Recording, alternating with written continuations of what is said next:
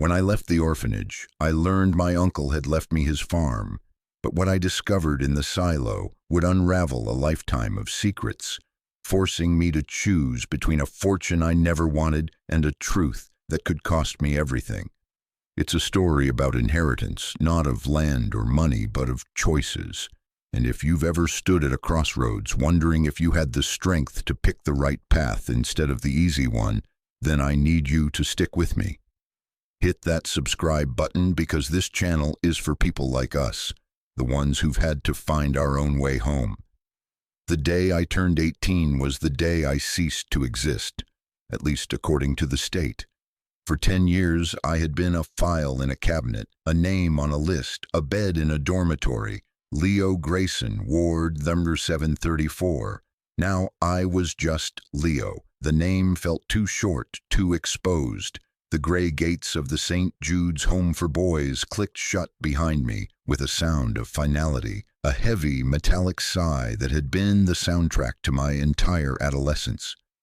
I stood on the sidewalk with a worn duffel bag containing 2 changes of clothes, a worn copy of a book I no longer remembered reading, and a small sealed manila envelope. Inside the envelope was $112 in cash and a bus ticket to a town I'd never heard of. That was it. My inheritance from a childhood spent in the system. Freedom felt less like a sunrise and more like the unnerving quiet of a house after everyone has left. The air was cold for May, a damp chill that seeped through my thin jacket. I didn't know where to go. The instructions were simple. Take the 9:15 bus from the downtown terminal. My entire future was a single line of text on a piece of paper. As I walked toward the terminal, the city noise felt overwhelming. The rumble of traffic, the chatter of people who had places to be, families to go home to. I was a ghost drifting through their world, unseen and untethered. For a decade, my world had been bells and schedules, the smell of industrial bleach, and the low murmur of 30 other boys sleeping in the same room. This world, this freedom, was a language I didn't speak. I clutched the strap of my duffel bag like it was an anchor. The law office was on the 2nd floor of a brick building that smelled of old paper and floor wax. The name on the door was Abernathy and Sons, attorneys at law. A woman with kind eyes and a tired smile led me to a back office where a man who looked like he was carved from oak sat behind a massive desk. This was Mr. Abernathy. He didn't smile. He just nodded, his gaze assessing me with a professional stillness that was somehow more unnerving than the pity I was used to. "Leo Grayson," he said. It wasn't a question. "Please sit." I sat on the edge of a leather chair that probably cost more than everything I owned. The silence in the room was thick. Mr. Abernathy folded his hands on the desk, his fingers a steeple of bone and weathered skin. "I was your uncle's lawyer," he began, his voice a low, gravelly hum. "Thomas Grayson. I am the executor of his will." My uncle. I barely remembered him. After my parents died in the car crash, he was a shadow at the funeral, a tall, grim man who smelled of sawdust and sorrow. He visited me once at St. Jude's when I was 8. He'd stood awkwardly by my bed, his large, calloused hands looking out of place in the sterile environment. He'd given me a small, carved wooden bird, its wings outstretched as if in mid-flight. Then he'd left. I never saw him again. The nurses told me he'd moved away. I told myself he'd forgotten me. It was easier than thinking he didn't want me. "He passed away 6 months ago," Mr. Abernathy continued, pulling a thick folder from a drawer. "I'm sorry for your loss." I just nodded. How do you mourn a ghost, a man who was a stranger connected to me only by blood? I felt a hollow space in my chest, but it wasn't new. It had been there for 10 years. Thomas wasn't a man of many words, but he was specific. In his final instructions, he opened the folder. "He left you everything he had." I waited. I expected him to say there was a small savings account, a few $100s maybe, enough for a security deposit on a cheap apartment. "He left you his property," Mr. Abernathy said, sliding a photograph across the desk. It was a faded picture of a 2-story farmhouse, paint peeling, with a large rusted silo standing beside it like a silent metal giant. Behind it, fields stretched out to a line of distant trees. It looked lonely, forgotten. 100 acres, the house, the barn, and the silo. It's all yours. I stared at the photograph. A farm, me. I'd spent my life in concrete buildings. I didn't know the first thing about land, about crops, about silos.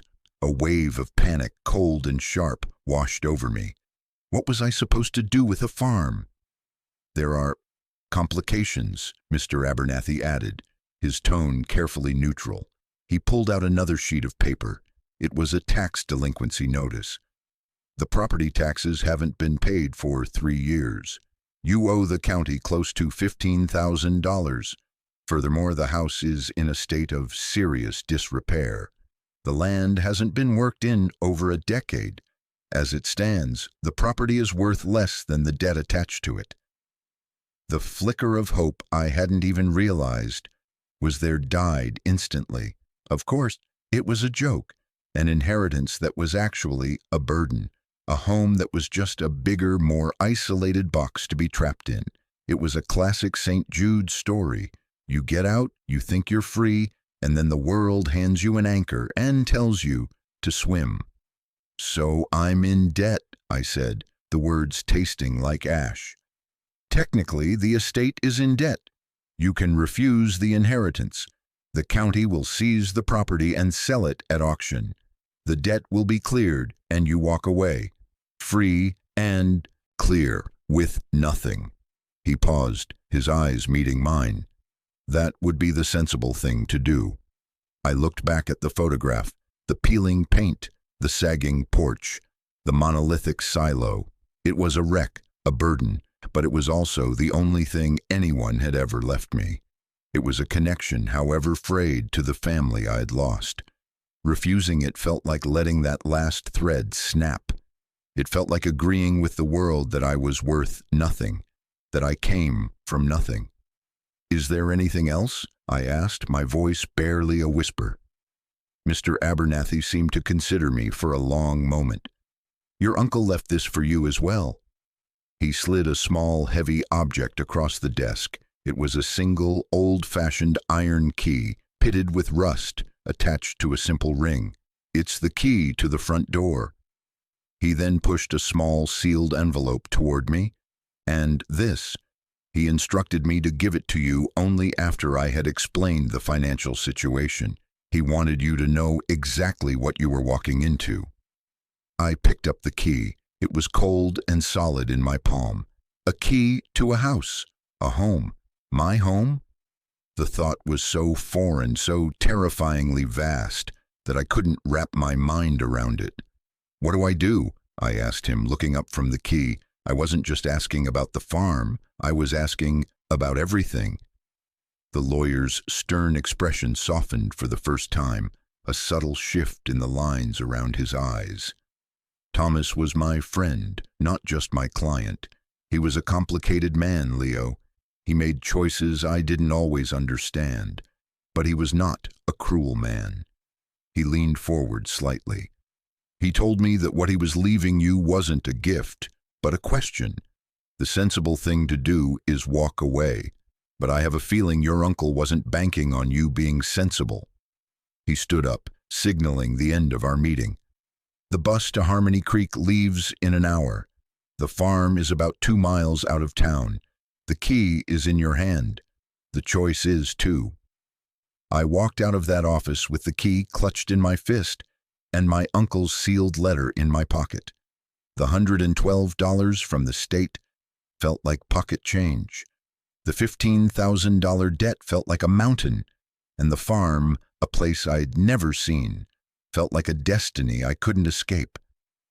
I was 18 years old, standing on a precipice, and the only thing I knew for sure was that I couldn't go back. The bus ride was 4 hours through a landscape that slowly bled from gray cityscapes to green, rolling hills. I sat with my forehead pressed against the cool glass of the window, watching the world blur by. Each mile put more distance between me and St. Jude's, but the feeling of the place was still stuck to me, like the smell of disinfectant in my clothes. I tried to remember my parents, to conjure their faces, but they were like old photographs left out in the sun, faded and indistinct. I remembered feelings more than images: my mother's laugh, the scratchy feel of my father's beard against my cheek, and then nothing.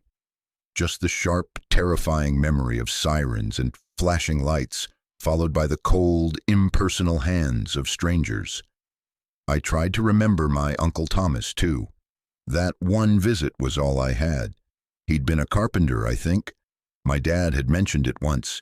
He built things, strong things. I looked at my own hands, pale and uncalloused. I'd never built anything. At St. Jude's, you learned how to dismantle yourself, to pack away your hopes and your history until they fit into a small, manageable box. You learned how to be quiet, how to be invisible. You learned how to survive, not how to live. The bus wheezed to a stop in Harmony Creek. The name was a lie. There was no creek, and the place felt less like Harmony and more like a long, slow exhale of resignation.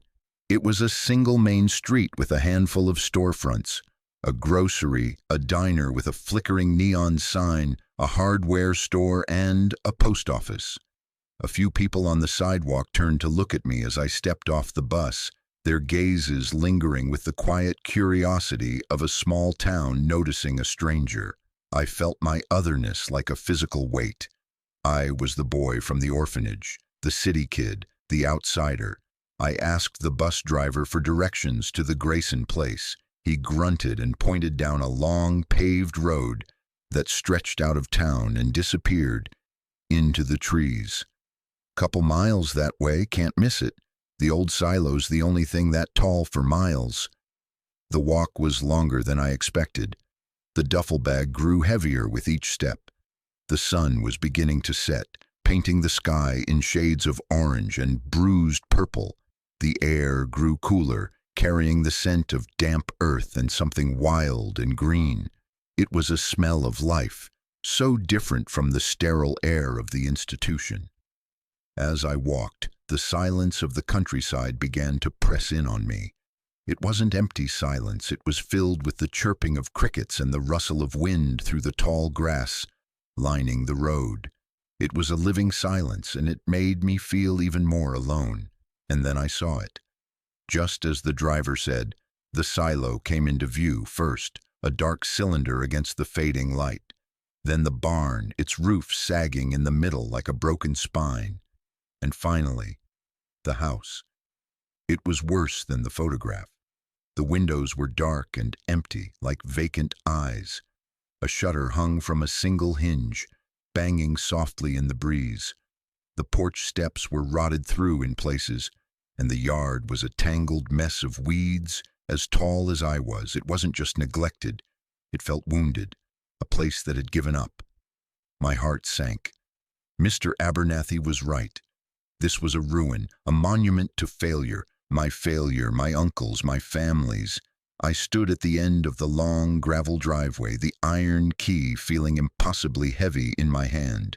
This was the question my uncle had left me, and standing there, with the weight of my past behind me and this wreck of a future in front of me, the only answer I could think of was despair. For a moment, I considered turning around, walking back to town, and just disappearing. I could use the $100 to get on another bus, go anywhere, be no one. It was the sensible thing to do. But my feet didn't move. I thought of the wooden bird my uncle had given me. I'd kept it on my small windowsill at St. Jude's for years, the only beautiful thing I owned. One of the older boys had broken it, snapped its wing off in a fit of anger. I had tried to glue it back together, but it was never the same. I had thrown it away, ashamed of its brokenness, ashamed that I couldn't protect it. Standing there, looking at that broken house, I felt the same shame. Walking away felt like throwing away that bird all over again. With a deep breath that felt like I was inhaling a decade of dust and regret, I started walking up the driveway. Each crunch of gravel under my worn sneakers sounded like a countdown. The air grew colder. The house loomed over me, a dark shape full of shadows. I stepped onto the porch, avoiding the rotten planks, and stood before the front door. The paint was cracked and peeling, revealing the dark wood beneath. I lifted the key. It slid into the lock with a rusty scrape. I turned it. The lock groaned, then clicked with a loud, definitive thud that echoed in the quiet evening. I pushed the door open and stepped inside. The air inside was thick and stale, heavy with the smell of dust, mildew, and something else. Something that smelled like time itself. A thick layer of gray dust coated every surface, softening the edges of the furniture and turning the whole scene into a monochrome photograph of a life-long past. Moonlight streamed through the grimy windows, illuminating dust motes dancing in the air like tiny, silent ghosts. The house was a tomb. I let my duffel bag fall to the floor with a soft thud.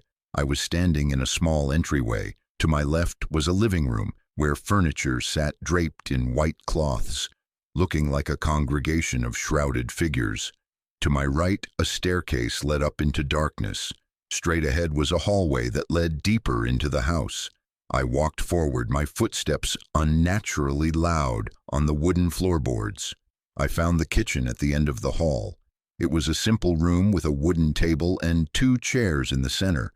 Unlike the rest of the house, the table was clean, wiped free of dust. On its surface sat a loaf of bread, a jar of peanut butter, a bottle of water, and a small battery-powered lantern. Next to them was a note in a crisp, business-like script. Thought you might need this. The power and water are off. Call me when you decide. A. Abernathy. A small, unexpected act of kindness. It was so out of place in this mausoleum that it almost made me cry. For the first time in what felt like forever, someone had thought of me. I switched on the lantern. Its cold, white light pushed back the shadows, revealing a clean but dated kitchen. The countertops were worn, the linoleum was peeling at the corners, but it was all scrubbed clean. Someone had been here recently, Abernathy probably preparing the way. But there was something else on the table, something that hadn't come from the lawyer. It was a small, dark wooden box about the size of a shoebox. It was beautifully made, with intricate joints and a smooth, polished finish that seemed to repel the dust of the room. It had a small brass lock, but no key. Sitting on top of the box was a single folded piece of paper. My name, Leo, was written on it in a rough, slanted handwriting I didn't recognize. My heart started to beat a little faster. This was from him, from my uncle. My fingers trembled as I unfolded the note. The message was short, just a few lines. Leo, if you're reading this, you came. I hoped you would.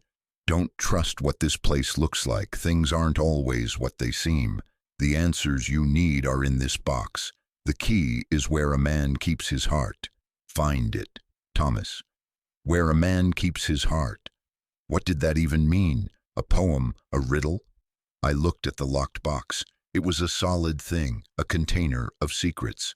For the first time since I'd arrived, I felt a flicker of something other than despair. It was curiosity. It was a challenge. My uncle, the silent stranger, was speaking to me from beyond the grave, and he was telling me to look deeper, to not trust what I saw on the surface. He was telling me that this broken-down farm, this mountain of debt, was not the whole story. I ate 2 peanut butter sandwiches, standing in the silent kitchen, the lantern casting my long shadow against the wall. The bread was dry, the peanut butter was sticky, but it was the best meal I'd had in years, because it was mine, in my house. The thought was still terrifying, but now it was threaded with a fragile strand of purpose. I had a task. Find the key. Where does a man keep his heart? My first thought was his chest. A pocket? I left the kitchen and began to search the house, room by room. The lantern's beam cut through the darkness, a moving circle of light in a vast sea of black. I started in the living room, pulling the dustcloths off the furniture. An old sofa, 2 armchairs, a coffee table. I checked under the cushions, in the seams, behind the furniture. Nothing but more dust and the faint scent of decay. I went upstairs. The steps creaked under my weight, each one a complaint against my intrusion. There were 2 bedrooms. The first one was empty, stripped bare except for a dusty mattress on the floor. The second one must have been his. It was simple, almost monastic.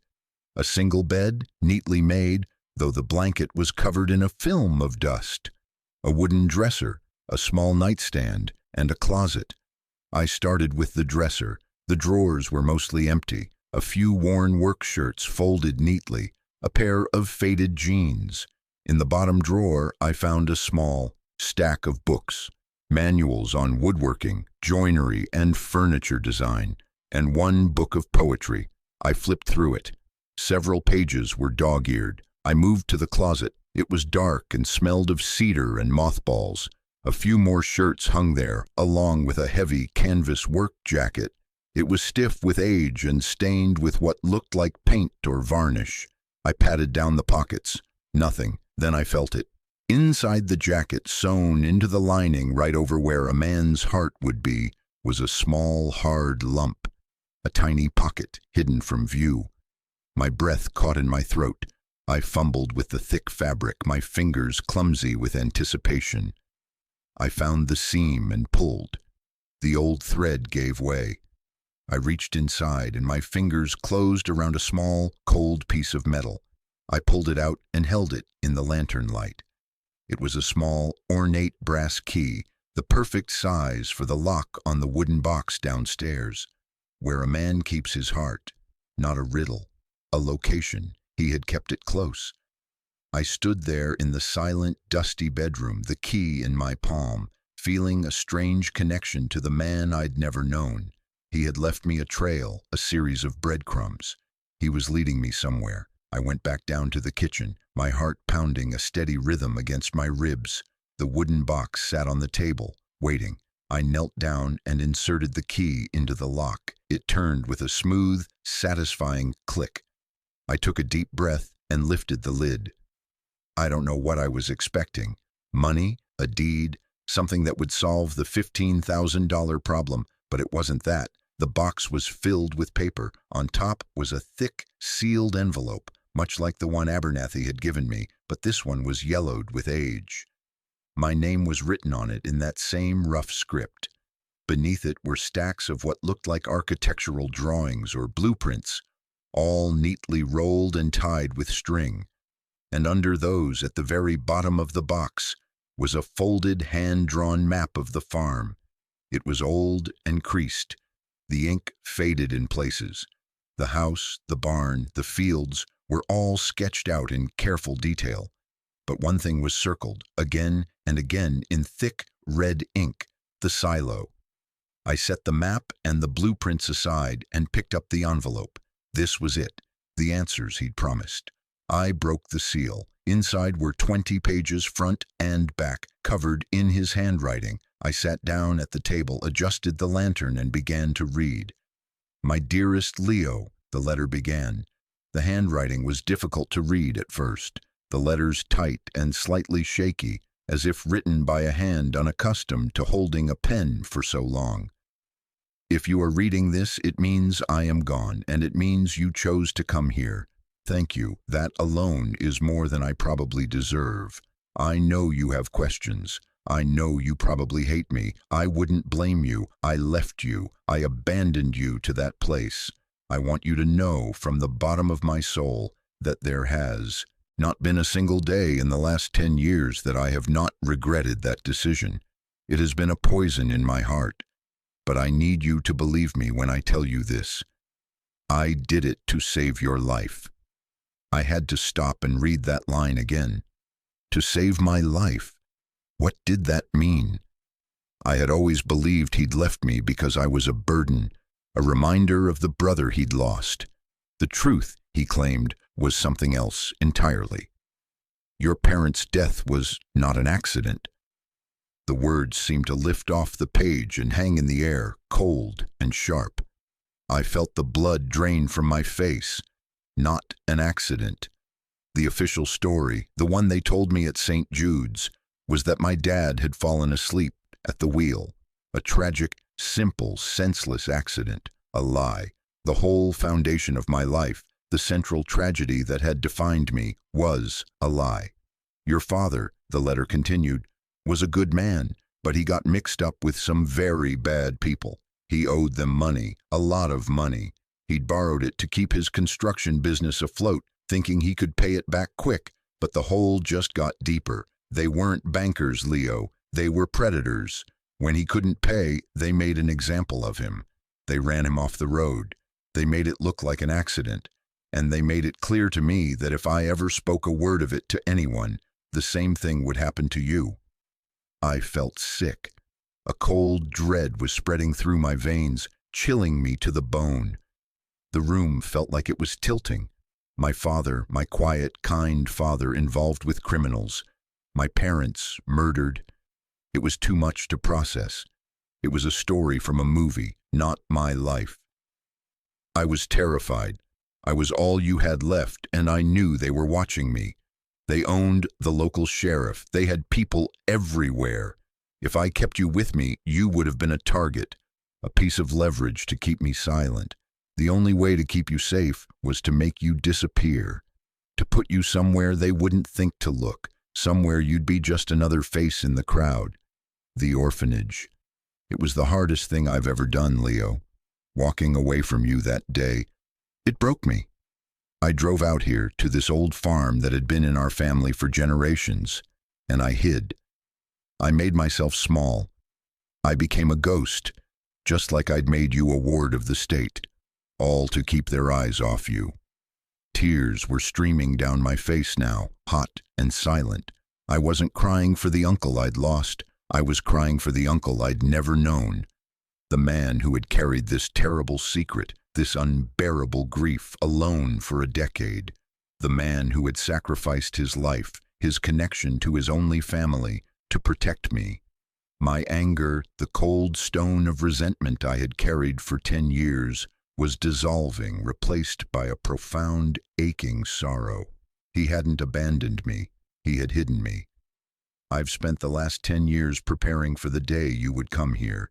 This farm is not a debt, Leo. It's a fortress, and it's a legacy. But it comes with a choice, the same one I've been living with all this time. The people who killed your parents are still out there. They're a powerful development corporation now, legitimate on the surface, but rotten to the core. They've been trying to buy up all the land in this valley for years, including this farm. They think it's just a worthless piece of dirt. They don't know what's here. They don't know what I've been hiding for them. That's the other part of the deal I made. To ensure your safety, I had to do something for them. I had to become their warehouse. My eyes scanned down the page, my mind racing. Warehouse? Go to the silo, Leo. Everything is in the silo. What you find there is your inheritance. It's a fortune, enough to make you rich beyond your wildest dreams. You can take it, sell it, and disappear. Live a life of comfort and never look back. No one would blame you. It's blood money, but it's yours if you want it. That is one path. Or you can expose them. You can use what's in there to bring them down, to get justice for your parents. But if you do that, you'll be painting a target on your own back. They will come for you. And you will lose the money, the farm, everything. You'll have to start over with nothing but the truth. He was giving me an impossible choice, a life of wealth built on a foundation of crime and silence, or a life of justice that could get me killed. I'm sorry to lay this burden on you.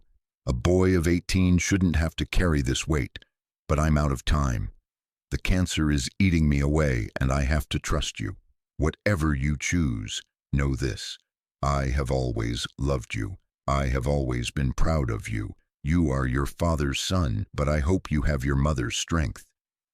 She was the strongest person I ever knew. The blueprints in the box are for her. She always dreamed of rebuilding this old house. I drew them up for her years ago. Maybe you'll find a use for them. The choice is yours now. Be careful, be brave. Your loving Uncle Thomas. I sat in the echoing silence of the kitchen. For what felt like hours, the letter clutched in my hand. The world had been turned upside down. My entire life story had been rewritten in the space of 20 pages. I wasn't an orphan abandoned by his family. I was a survivor, protected by a secret guardian. And now that guardian was gone, and his burden was mine. I looked at the map, at the silo circled in red. It stood out there in the darkness, a silent keeper of secrets, a fortune, a weapon, an inheritance that could make me or break me. The fear was a living thing inside me, a cold knot in my stomach, but underneath the fear something else was stirring, a slow, burning anger for my parents, for my uncle, for the 10 years that had been stolen from me. They had taken everything from my family. Maybe it was time to take something back. You know, it's funny, when you spend your whole life with nothing, you dream about money. You think it's the answer, that if you just had enough, all the problems, all the pain would go away. And here it was, being offered to me on a silver platter. A fortune, my uncle had said. And for a moment, I let myself imagine it. Buying a new car, a nice apartment in a city where no one knew my name. Never having to worry about anything ever again. It was so tempting. It was the easy path. But sitting there, in that dusty, broken house that was supposed to be my home, I realized that some things are heavier than debt. Secrets are heavier, lies are heavier, and the silence of justice denied is the heaviest thing of all. I want to pause here for a second and just talk to you, directly. If you've made it this far into my story, thank you. It's not an easy one to tell, and I know it's not an easy one to hear. Maybe you've had moments in your life like this, moments where you're presented with a choice, and one way is easy, and the other is right. The world tells us to be sensible, to take the easy way out, to look out for number one. But my uncle's letter taught me something else. It taught me that inheritance isn't just about what you're given. It's about what you choose to do with it. My story is about a farm and a silo, but maybe your story is about a difficult conversation you need to have, or a job you need to quit, or a promise you need to keep even when it's hard. If this is hitting you, if you understand what it feels like to stand at that kind of crossroads, let me know in the comments. I read every single one. Because this community, this channel, it's not just about me telling my story. It's about all of us recognizing that we have the strength to choose the harder right. We're not alone in that struggle. Now, let's get back to that night, because I still had to go to the silo. The moon was high and bright when I finally stepped outside, the lantern swinging in my hand. The night air was crisp and cold, and the stars were scattered across the sky like spilled salt, more than I had ever seen in the city. The farm was silent, but it felt different now. It wasn't just a place of decay, it was a place of secrets, a battleground. The silo was about 100 yards from the house, a towering cylinder of corrugated metal, rusted and streaked with age. It looked ancient and imposing, like a watchtower from a forgotten kingdom. As I got closer, I saw that the main access door, a huge sliding panel at the base, was secured with a thick, heavy chain and a massive padlock. It looked like it hadn't been opened in years. I circled the base, my lantern beam dancing across the rusted metal. There was no other way in. I went back to the door and examined the lock. It was an old, heavy-duty model, the kind that would laugh at a bolt cutter. How was I supposed to get in? My uncle's letter hadn't mentioned another key. He'd just said, go to the silo. Frustration began to bubble up inside me. Was this another test? Another riddle? I pulled on the chain, rattling it against the metal door.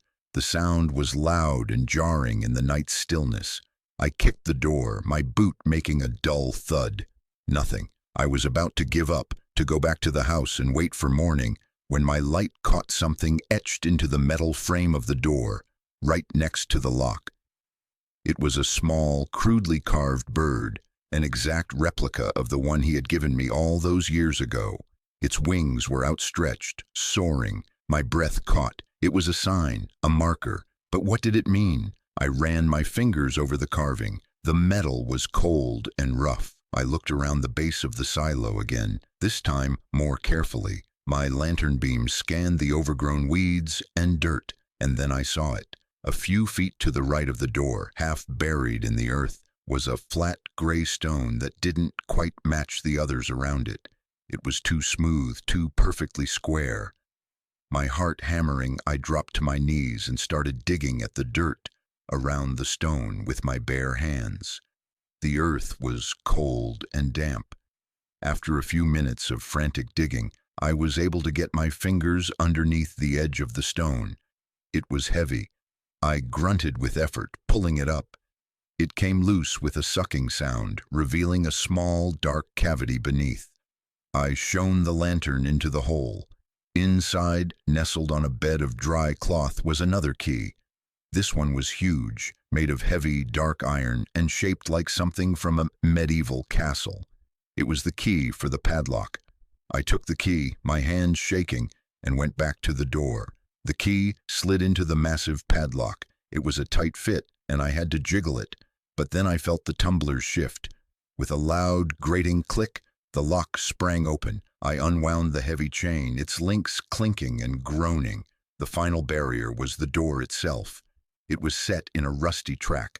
I put my shoulder into it and pushed. It didn't budge.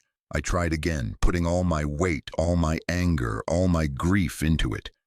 It groaned in protest, a screech of metal on metal, and then slowly, inch by agonizing inch, it began to slide open. I opened it just enough to slip through, and then I was inside. The air was completely still and smelled of dry, dusty grain, rust, and something else. A faint chemical scent I couldn't place. It was pitch black. I raised the lantern. The beam cut through the darkness, and I gasped. The silo wasn't empty, and it wasn't full of grain. It was filled from the floor to at least 20 feet up with hundreds, maybe thousands, of identical sealed wooden crates. They were stacked with military precision in neat rows, creating narrow aisles between them.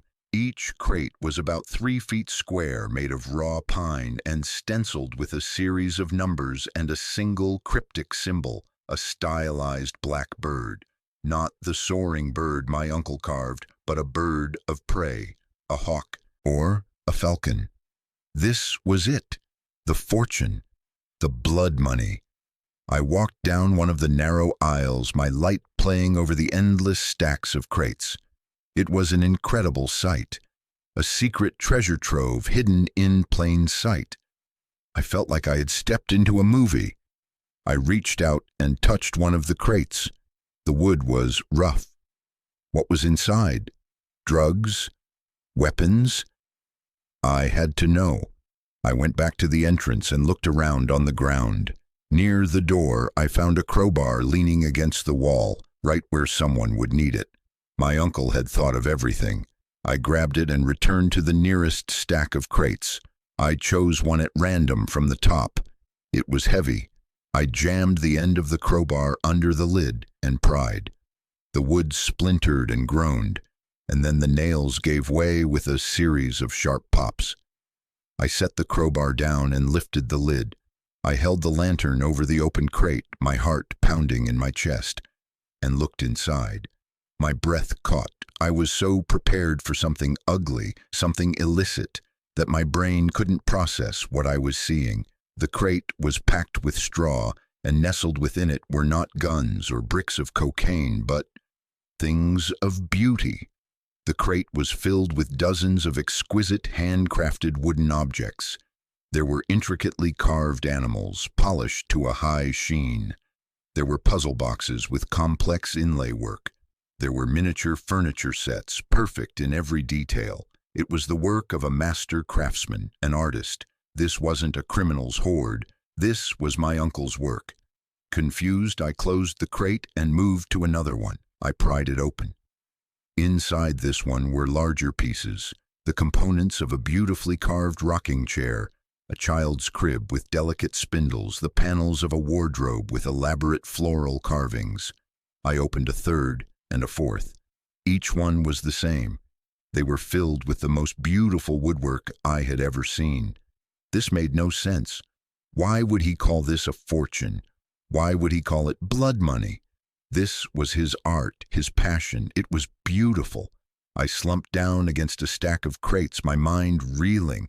The letter, the warning, the talk of criminals. It didn't line up with what I was seeing.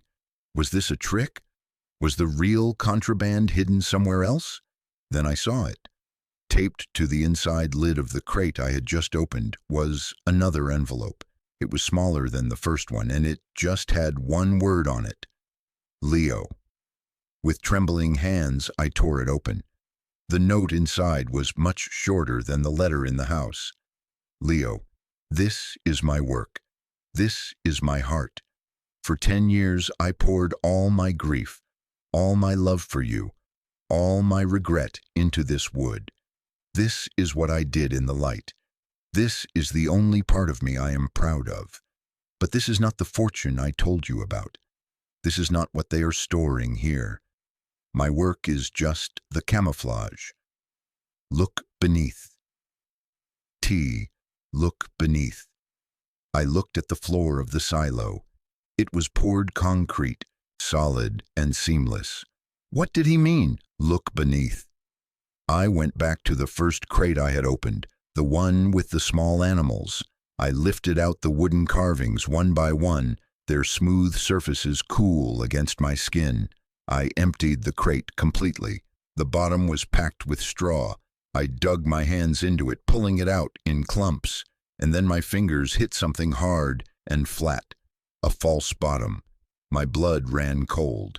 I hooked my fingers under the edge of the wooden panel and lifted it out. And there it was. Beneath the false bottom, the true contents of the crate were revealed. It was a shallow compartment, and in it, wrapped in oilcloth and nestled in custom-cut foam, were a dozen handguns, sleek and black. In the next crate, under another false bottom, were stacks of vacuum-sealed bricks of white powder. In another, bundles of cash, all $100 bills, wrapped in plastic. This was the real inheritance. Guns, drugs, and money. My uncle's beautiful woodwork was just the top layer, a clever disguise. He hadn't just been their warehouse. He had been their packager, using his skills to create the perfect camouflage for their poison. Every piece of art he created was a mask for something ugly. The weight of it hit me like a physical blow. The man who had carved that beautiful soaring bird for a lonely little boy had also packed guns and drugs into hidden compartments. The complexity of it, the horror of it was staggering. He had been trapped, forced to use his gift, his passion, in service of the very people who had destroyed his family.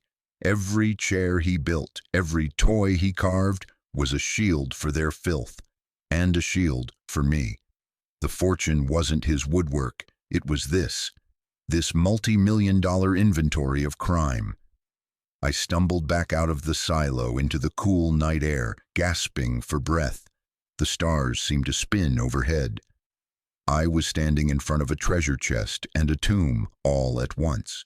The choice he had laid out for me was no longer theoretical. It was real. It was right there, stacked to the ceiling in that metal cylinder. I could take it. I could take a few of the crates of cash, load them into the old truck I'd seen in the barn, and just drive away. Who would ever know? I could be in another country in a week, living a new life. The thought was intoxicatingly simple. A clean break. Or I could burn it all to the ground. Metaphorically, I could call the authorities, but who? The local sheriff was in their pocket. And what would happen to me? I'd be the kid who led them to a massive criminal stash on his family's property. At best, they'd suspect me of being involved.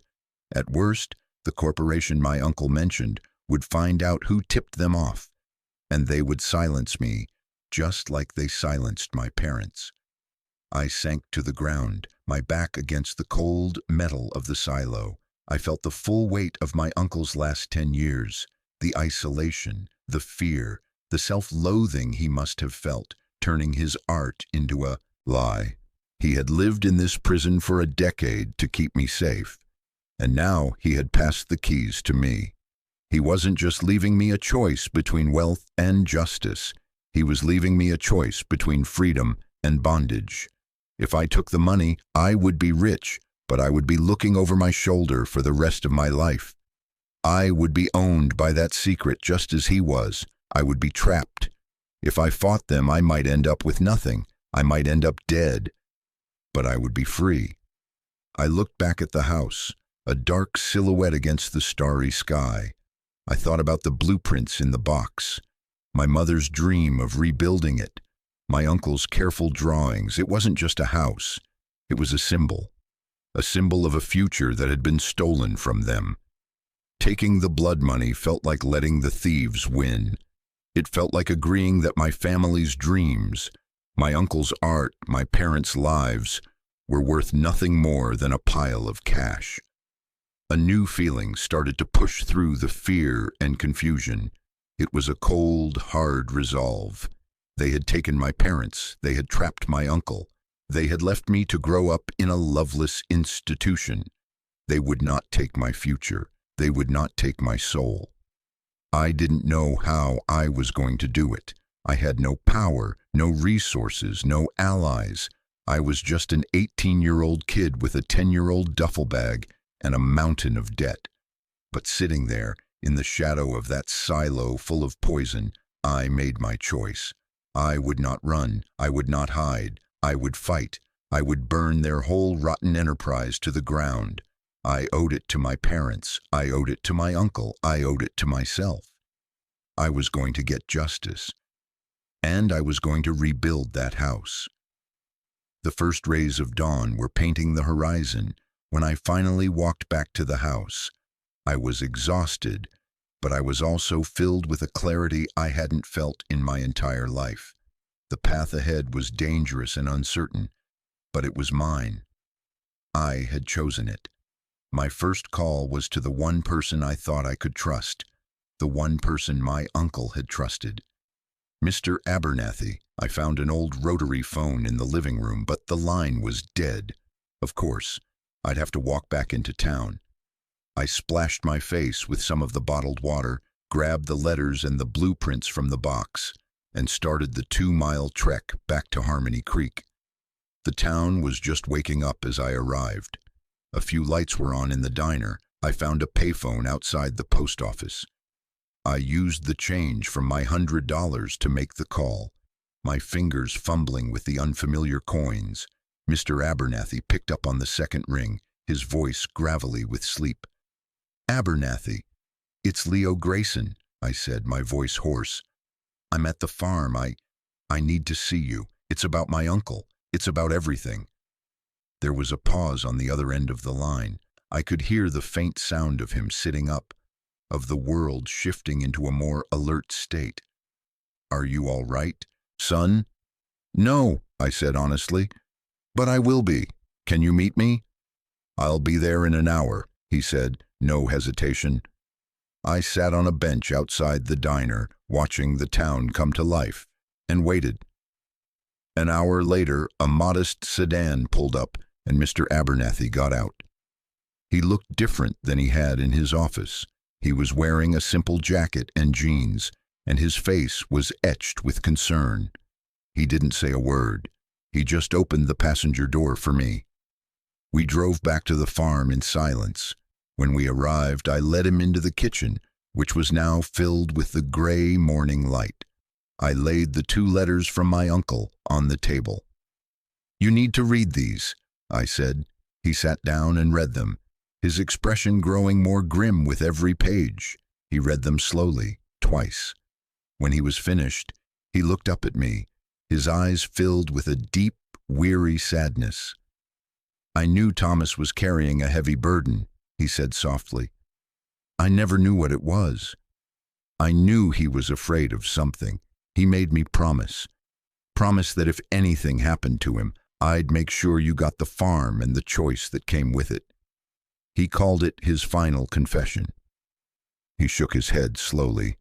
"The development company he mentioned, Titan Holdings. They've been buying up this whole valley. Their methods are aggressive, but I never suspected this."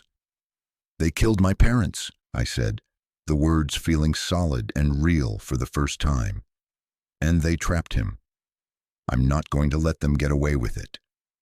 Abernathy studied my face, his gaze intense. "Leo, you need to understand the danger you're in. These are not people you can fight head-on. They are ruthless.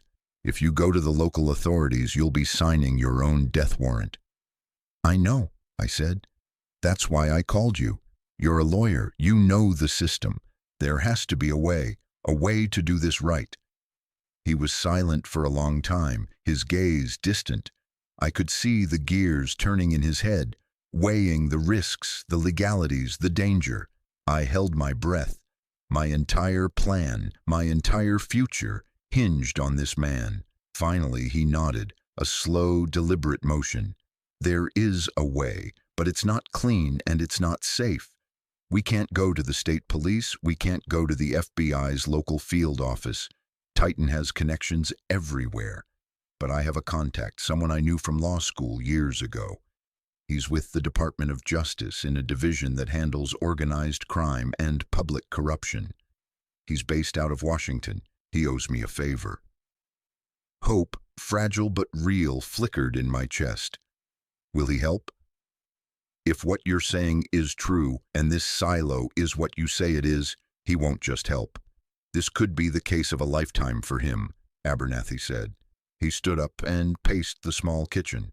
"But we have to be smart. We can't make a move until he has a team in place, a federal team from outside the state. They'll have to come in quiet. Until then, you have to act like nothing is wrong. You are just a kid who inherited a worthless farm. You are overwhelmed and trying to figure out what to do. Can you do that?" I nodded. "I've been acting my whole life. I can do that." "Good," he said. He placed a hand on my shoulder. His grip was firm, reassuring. "You're doing the right thing, Leo. Your uncle and your parents, they would be proud of you." The next 2 weeks were the longest of my life. I lived in the dusty farmhouse, sleeping on the old mattress, eating peanut butter sandwiches and canned food Abernathy brought me on his quiet visits. During the day, I worked on the farm. I cleared weeds. I fixed the porch steps with old lumber from the barn. I cleaned the house, scrubbing away the years of dust and neglect. I wanted it to feel like a home, my home. I was claiming it. To any outside observer, I was just a boy trying to make a go of a bad situation. But at night, my mind was on the silo. The secret it held felt like a living presence, a sleeping dragon just 100 yards away. Twice, a black SUV with tinted windows drove slowly down the road, pausing for a long moment by my driveway before moving on. They were watching. The thought sent a chill down my spine, but it also hardened my resolve. Abernathy called me on a burner phone he'd given me. "It's happening," he said. "Tonight, a team is moving in. They're going to make it look like a standard raid based on an anonymous tip about smuggling. Your name will be kept out of it entirely. They'll seize everything. Titan will lose a major asset, and it will trigger a federal investigation into their finances. It's the first thread. If we pull it, the whole sweater might unravel." "What do I do?" I asked. "Nothing," he said. "Stay in the house, lock the doors. Don't come out, no matter what you hear. I'll come for you in the morning." That night, I sat in the dark living room watching the road. Around 2 a.m. they came, not with sirens and flashing lights, but in a quiet convoy of dark vans and unmarked cars. They moved with a silent, terrifying efficiency. Men in dark tactical gear swarmed out, setting up a perimeter. They breached the silo door, and for the next 4 hours, I watched as they methodically emptied it, crate by crate, under the cold glare of portable floodlights. They were dismantling my uncle's prison. I watched them bring out his beautiful woodwork, setting it aside carefully, separately from the contraband. They seemed to know, somehow, what was art and what was evidence. As the sun began to rise, they were gone. The silo stood empty, its door gaping open. The black SUV that had been watching the farm was gone too. The silence that descended was different. It was clean. It was peaceful. Abernathy arrived, as promised. He brought coffee and a bag of donuts. We sat on the newly repaired porch steps, watching the sun climb over the fields. "It's done," he said. "The first domino has fallen." "What happens now?" I asked. "Now the long part begins. There will be investigations, indictments. It will take years. But you are safe. You'll have to give a confidential statement, but your identity is protected. As for the farm," he smiled, a genuine warm smile. "The federal government has a funny way of rewarding cooperation. The back taxes have been forgiven. The property is yours, free and clear. A clean slate, a clean slate." I looked out at the overgrown fields, at the sagging barn, at the house that still needed so much work. It wasn't just a clean slate, it was a foundation. The months that followed were a blur of quiet work and slow healing. The federal case against Titan Holdings became a major news story, but my name was never mentioned. I was a ghost in my own story of justice, and that was fine by me. My work was here. I found my uncle's workshop in the barn. It was a sanctuary filled with tools and the rich smell of sawdust. And I found his journals, page after page of sketches, designs, and notes, and entries about me, about his guilt, his love, his hope that one day I would understand. Reading them was painful, but it was also a gift. It was the conversation we never got to have. Using his tools and his blueprints, I started to work. I started with the house. I fixed the roof. I replaced the windows. I sanded the floors and painted the walls. I brought my mother's dream back to life, board by board. And in the workshop, I started to learn my uncle's craft. I started with a simple carving, a small bird with its wings outstretched, soaring. It's been a year now. The farm is no longer a wreck. The fields are still fallow, but they're cleared. The house is warm and bright. It's a home, my home. The silo is still there, empty. Sometimes I stand inside it and feel the echoes of the choice I made. I didn't get the fortune. I'm not rich. I still have that $112 from the state tucked away in a drawer. But I'm not poor either. I have something much more valuable. I have this land. I have my uncle's legacy. His real legacy, the one of creation, not destruction. And I have my freedom, a real freedom, not just the absence of walls, but the freedom that comes from choosing truth over silence, right over easy. My story could have ended so many different ways. I could have walked away from that lawyer's office. I could have taken the blood money and run, and maybe in some other life, I did. But in this one, I chose to stay. I chose to rebuild. And I learned that the most important inheritance isn't something you're given. It's something you build yourself, out of the broken pieces of the past. So I want to ask you one last time, what are you building? What broken pieces are you trying to put back together to make something new, something that is truly yours? Tell me in the comments. Your story matters, every single one of them. And if you believe that stories like ours need to be heard, if you believe in second chances and the power of choosing the harder right, then please subscribe to this channel. Let's build this community together, because we are the ones who know what it means to find our way home.